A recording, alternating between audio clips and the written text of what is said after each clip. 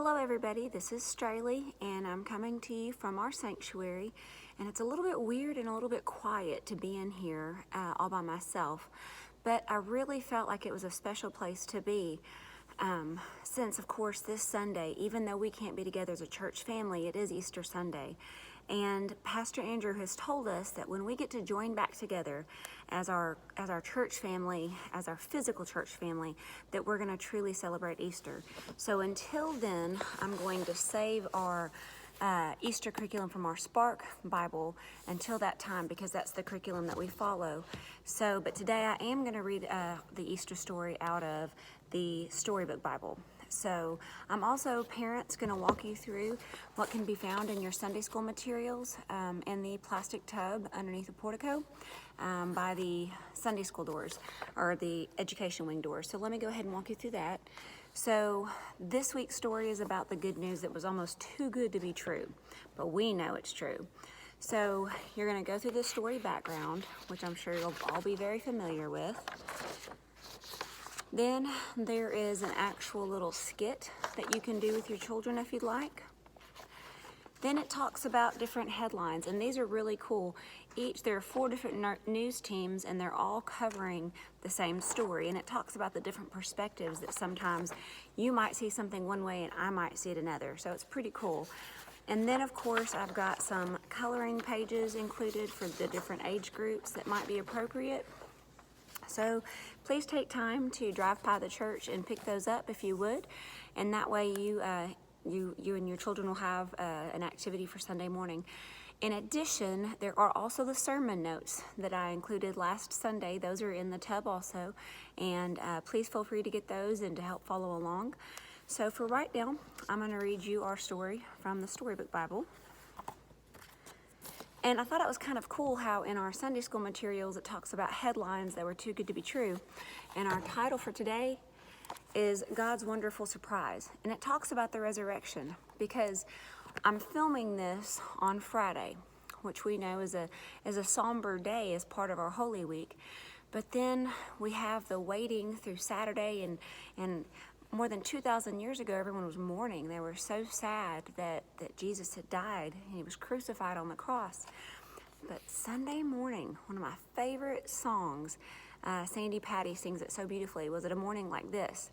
And I always think about every Easter Sunday how much I loved that song as a little girl and listened to it over and over and over again, and tried to imagine what a new world, what woke up that Sunday morning.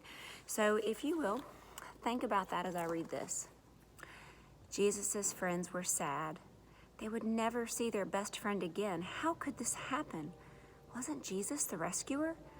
The King God had promised. It wasn't supposed to end like this. Yes, but whoever said anything about the end?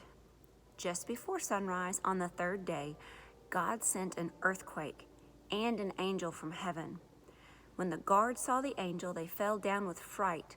The angel rolled the huge stone away, sat on top of it, and waited.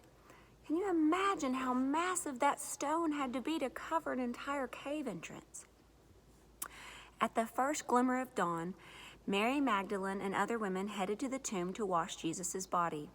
The early morning sun slanted through the ancient olive trees, drops of dew glittering on leaves and grasses, little tears everywhere. The friends walked quietly along the hilly path, through the olive groves until they reached the tomb, and immediately they noticed something odd. It was wide open.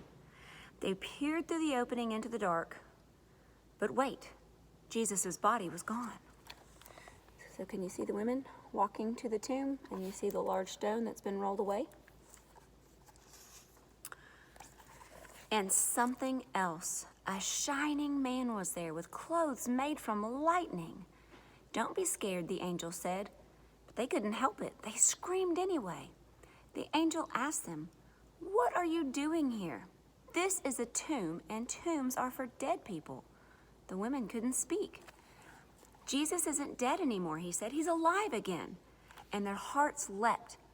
And then the angel laughed with such gladness that they felt for a moment as if they had been woken from a nightmare. So you see, that is God's wonderful surprise. He was not done. When Jesus was nailed to that cross, that wasn't the end of the story. And that's what we've kind of been talking about and building up to. And so I want you to think that while this Easter is kind of it's a sad time because we're not together. Guys, in the grand scheme of things, this will just be an Easter for us to remember. And when we come back together as a church family on that first Sunday when it's safe enough for us all to be together, what a celebration we're going to have. Imagine the celebration that happened on Easter morning, the real Easter morning, when after days of crying and sadness and darkness, all of a sudden everything was new again, and the sun was probably brighter than it had ever seemed. Imagine how happy they were. Their hearts were about to burst. And that's exactly what Jesus does for us. He gave up his life just so we could see the sun and so that we could be together. So this is a different Easter. It's not the same. It's not, we're not having our egg hunt, on Saturday, and we're not having fun and rejoicing together. We're having to rejoice at home, but that's okay. We will come back together soon. I love you all so much. I hope and pray that you're staying well and that you're behaving for your parents, and I cannot wait to see you soon. Much love.